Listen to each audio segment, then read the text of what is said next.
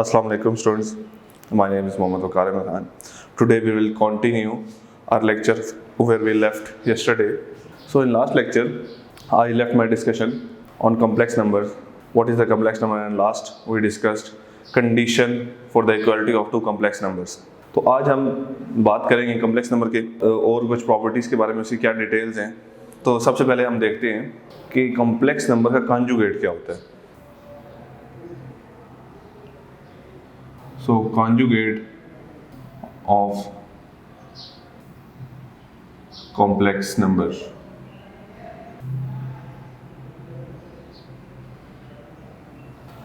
ये एक बहुत ही इम्पोर्टेंट चीज़ है हमारे पास कॉम्प्लेक्स नंबर्स में। अगर हमारे पास ये ना हो तो हम इसको सॉल्व करने में बहुत सारी परेशानियाँ होती, ठीक है। इस एक चीज़ को निकालने के लिए मैथमेटिशियंस ने बहुत ज़्यादा एफर्ट की, क्योंकि सिर्फ एक चीज़ को निकाल लेना काफ़ी नहीं होता, उसके बारे में फिर चेक भी करना पड़ता है कि वो प्रॉपर्टीज़ को, तमाम प्रॉपर्टीज़ को सेटिस्फाई करता है या नहीं। तो conjugate of a complex number क्या करते हैं, वर्बली मैं आपको बताता हूँ। Conjugate of a complex number में ये होता है कि हमारे पास दो पार्ट्स होते हैं हमेशा कॉम्प्लेक्स नंबर के, एक रियल पार्ट और एक इमेजिनरी पार्ट। तो यहाँ पे हमारा कॉन्जुगेट में टोटल फोकस जो है वो इमेजिनरी पार्ट पे होते हैं। जैसा कल मैंने बताया था, हम देखते हैं सबसे पहले इसको रिप्रेजेंट कैसे करते हैं। We represent the conjugate of complex number with z bar। ये आपके बुक के कॉन्टेक्स्ट के मुताबिक बात की जा रही है कि आपकी बुक में z बार से डिनोटेड है, तो हम इसको z बार से डिनोट करते हैं। सो लेट्स सपोज हमारे पास एक z नंबर है जो कि किस तरह से डिफाइन होगा जनरली हम देख चुके हैं पिछली वीडियो में भी, कि हमने इसको इस तरह से डिफाइन करना है, जिसमें हमारे पास ये x जो था ये हमारे पास था रियल पार्ट, और ये y जो है ये हमारे पास इमेजिनरी पार्ट है। So real and imaginary part के कॉम्बिनेशन से हमारे पास एक कॉम्प्लेक्स नंबर बन गया। अब हमने क्या करना है, कॉन्जुगेट में ये जो है साइन चेंज कर देते हैं अपने इमेजिनरी पार्ट की। जो जैसा कि मैंने बता दिया, मेरे पास इमेजिनरी पार्ट जो है वो यहाँ पे ये है। So the conjugate we can write in this form x minus iota y। तो अब देखिए कितना इजीली कि हमारे पास इमेजिनरी पार्ट क्या है, और फिर इमेजिनरी पार्ट को देखने के बाद हमने यहाँ पे एक काम किया, उसकी साइन चेंज कर दी। अगर ये पॉजिटिव है तो नेगेटिव, नेगेटिव है तो पॉजिटिव कर दिया जाएगा। इसमें सबसे सिंपल चीज़ यही है कि आपने फोकस रखना है अपने इमेजिनरी पार्ट पे। अब हम मैथ में जो भी बातें कर रहे होते हैं उसका कोई ना कोई हमारे पास जो है ज्योमेट्रिकल मीनिंग होती है। मैथ में आप ज्योमेट्री देखते हैं कि ग्राफिकल बिहेवियर उसका क्या कहते हैं। इसी तरह से ग्राफिकली जो है ये कॉम्प्लेक्स नंबर का जो कॉन्जुगेट है वो क्या रिप्रेजेंट करते हैं, हम इसको देखते हैं। So graphically, the conjugate of a complex number is a mirror image। Graphically जो कॉन्जुगेट होते हैं कॉम्प्लेक्स नंबर का, वो हमारे पास क्या होता है, एक मिरर इमेज होती है हमारे पास अबाउट एक्स एक्सिस, यानी कि ये एक्स एक्सिस के अबाउट एक मिरर इमेज होती है। अब ये किस तरह से होगी हम इसको देखते हैं। ये हमारे पास एक कॉम्प्लेक्स प्लेन आ गई। कॉम्प्लेक्स प्लेन में हमारे पास जो एक्स एक्सिस होता है, in actual this is real axis, and the Y axis we represent with the imaginary axis, and at this point we have the origin। तो हमारे पास क्या है कि एक रियल एक्सिस है, एक इमेजिनरी एक्सिस है। हम अपना जो भी कॉम्प्लेक्स नंबर है वो इस जगह पे ही डिनोट कर सकते हैं, इसके अलावा कहीं और डिनोट नहीं कर सकते ग्राफिकली। जैसा कि आपने रियल नंबर में देखा, X axis and Y axis होते हैं, वो रियल नंबर से होते हैं। एक्स की वैल्यूज 1 2 3 होती है, वाई की वैल्यू यहाँ पे भी 1 2 3 होंगी, लेकिन देखा जाएगा कि ये आयोटा के साथ जो वैल्यूज है वो इमेजिनरी एक्सिस पे आएंगी। सो लेट्स सपोज मेरे पास एक नंबर z है। सबसे पहले मैं इसको मेजरमेंट दे देता हूँ 1 2 3 1 2, 3, and then on the negative side, -1, -2, -3. So let's suppose we have a one point z is a complex number. I'm taking out one particular complex number 2 + 3 iota. अब यहाँ पे हम एक और बात सीख लेते हैं कि कॉम्प्लेक्स नंबर्स को हम ऑर्डर्ड पेयर में भी रिप्रेजेंट कर सकते हैं. तो ये आपके लिए एक इंपॉर्टेंट नोट है. We can represent a complex number in ordered pair. Ordered pair का मतलब ये है कि जो आप काम करते आए हैं अपने 9th 10th में ग्राफ बनाने के लिए. जैसा मैंने लिखा z जो है मेरे पास 2, 3 है, तो मैं इसको लिख सकता हूँ z is 2 and 3. ओके. अब इस पॉइंट को मैं जब यहाँ पे प्लेस करूँगा तो ये पॉइंट मेरा कहाँ आएगा? तो मुझे ये देखना है कि ये पॉइंट मेरा जो है ऑन x एक्सिस और रियल वैल्यू मेरे पास क्या है जी? 2. तो रियल वैल्यू पे 2 यूनिट्स एंड इमेजिनरी वैल्यू मेरे पास 3 है, तो इमेजिनरी पे 3 यूनिट्स, तो ये मेरे पास आ जाएगा 2, 3. एक पॉइंट यहाँ पे आ जाएगा. इसका मतलब है ग्राफ पे जो कॉम्प्लेक्स नंबर 2 + 3 आयोटा है वो ये है. अब इसका कॉन्जुगेट क्या होगा? अगर आप इसका कॉन्जुगेट को लिखें तो वो हो जाएगा z conjugate is equals to 2 - 3 iota, और अगर इसको ऑर्डर्ड पेयर में लिखें 2 - 3. अब इस पॉइंट को जब हम प्लॉट करेंगे अपने कॉम्प्लेक्स प्लेन में तो देखिए यहाँ x तो 2 ही है लेकिन y -3 हो गया, तो ये हमारे पास एक पॉइंट आ जाएगा 2 -3. तो अब अगर आप गौर करें तो ये जो पॉइंट है इसने एक मिरर इमेज बना लिया और किस लाइन को क्रॉस कर रहा है? x एक्सिस वाली लाइन को. तभी हमने यहाँ पे ये बात लिखी है कि graphically the conjugate of a complex number is a mirror image about x axis, यानी वो x एक्सिस के अबाउट. एक बात याद रखिएगा कि इसको रिफ्लेक्शन भी कहा जाता है कि ये रिफ्लेक्ट कर रहा है पॉइंट. जैसा हम एक मिरर के सामने खड़े होते हैं और हमारी तस्वीर हमें नजर आ रही होती है अक्स अपना, तो वो हमारी रिफ्लेक्शन होती है. तो जब भी आपके पास रिफ्लेक्शन किसी पॉइंट की आ रही हो और वो किसी एक्सिस को क्रॉस कर रहा हो तो हम कहेंगे उस एक्सिस के अबाउट वो मिरर इमेज दे रहे हैं. तो यहाँ पे देखें हमने क्या लिखा है? Graphically the conjugate of a complex number is a mirror image about x axis. Why x axis? Because the reflection line crosses the x axis. ठीक है. तो ये सारा कॉन्सेप्ट था हमारे पास कॉन्जुगेट को लेके. Conjugate of a complex number हम किस तरह से डील करेंगे आगे, इसकी बहुत बड़ी इंपॉर्टेंस है हमारे बहुत सारी चीज़ों को सिंप्लीफाई करने के लिए. अब हम आगे चले जाते हैं अपने नेक्स्ट टॉपिक जो है इस कॉम्प्लेक्स नंबर के अंदर, वो हमारा होगा मॉडुलस और absolute value of a complex number. Modulus और absolute value of c.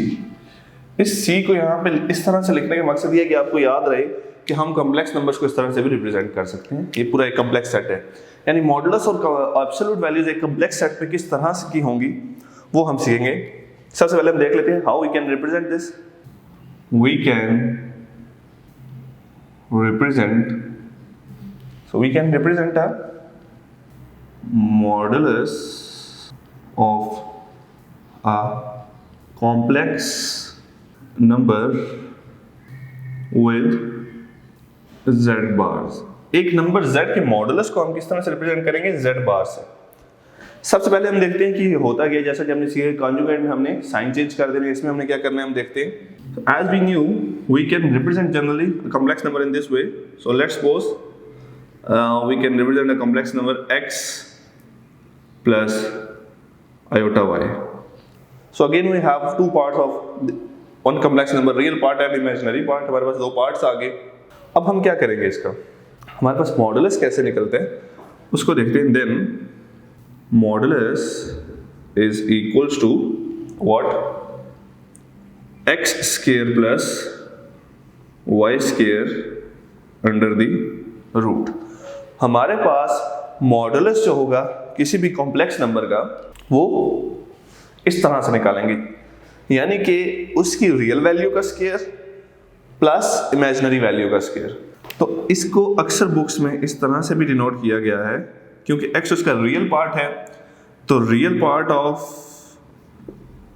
z का square plus imaginary part of z का स्क्वायर।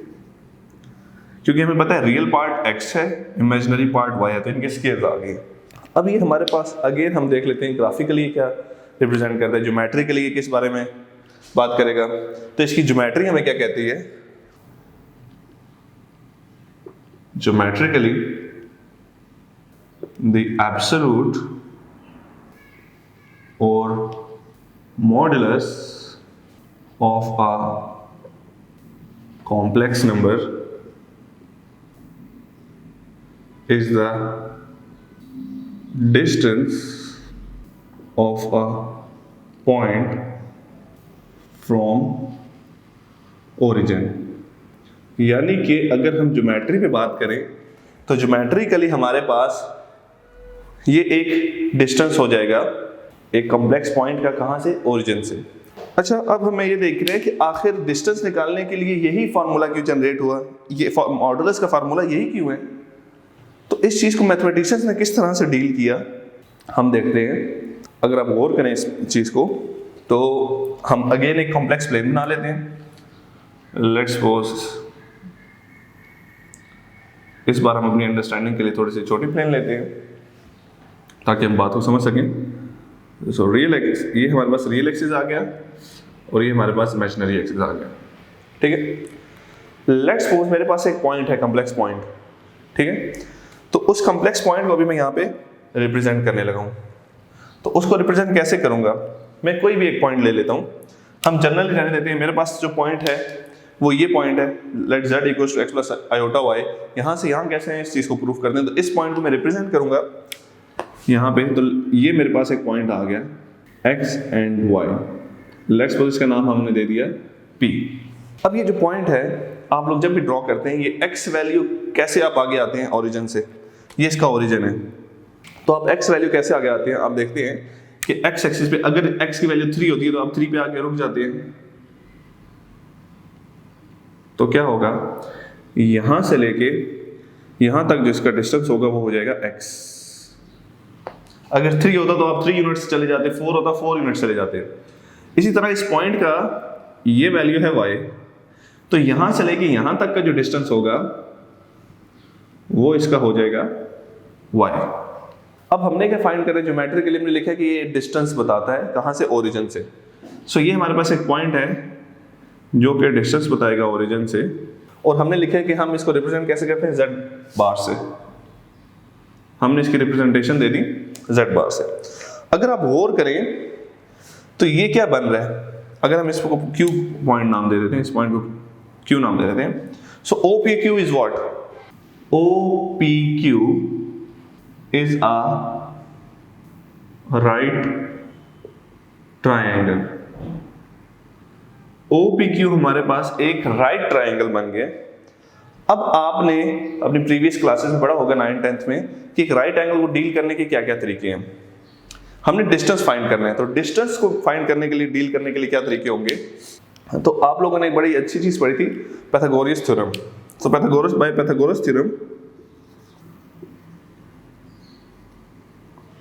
पाइथागोरस थ्योरम हमारे पास क्या कहता था, ये हमारे पास स्टेटमेंट ये थी कि हमारे पास हाइपोटेन्यूज का square equals to base square plus perpendicular का स्क्वायर, ठीक है। तो हाइपोटेन्यूज इस वक्त हमारे पास क्या, आपको पता है ये इस तरह से इंक्लाइंड लाइन हमारे पास हाइपोटेन्यूज होती है। तो इस वक्त हमारे पास आ गया z बार्स का स्क्वायर। बेस आप इसको समझ लें, इसको समझ लें। इस वक्त हमारे पास कोई ऐसा पॉइंट नहीं है कि जिससे हम आइडेंटिफाई कर सके। हमें ये पता है कि सीधी लाइनों में से एक बेस होगी और एक परपेंडिकुलर, तो इन दोनों का स्क्वायर को ऐड कर लेते हैं, base square plus perpendicular square, ठीक है। अब देखिए मुझे किसी वैल्यू चाहिए z की, यहाँ पे क्या है z बार्स का स्क्वायर है, मुझे z बार्स की चाहिए, तो मैं कहूँगा taking square root on both sides. So अब मैं इसका स्क्वायर रूट ले लूंगा,